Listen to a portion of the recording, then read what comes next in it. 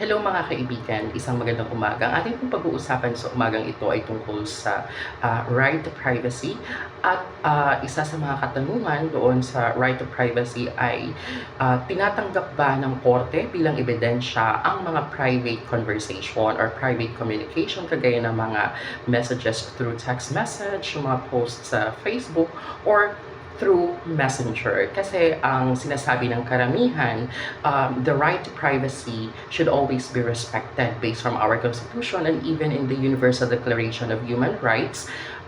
Pinoprotektahan yan, which is yun din yung naging legal basis ng ating Declaration of Human Rights doon sa ating Constitution. And at the same time, meron tayong Data Privacy Act na lalong nagpatibay ng privacy when it comes to communication. Pero ito po ang tatandaan natin sapagkat makailang ulit or makailang beses na pong inulit ng ating Supreme Court na kapag ang isang private conversation ay makakapagpatunay ng isang krimen, ito ay katanggap-tanggap bilang ebidensya sa hukuman. So, wag po natin iisipin na dahil private yung conversation natin doon sa messenger, through text message, or kung saan mang recordings ito, ay hindi na ito maaaring gamiting ebidensya.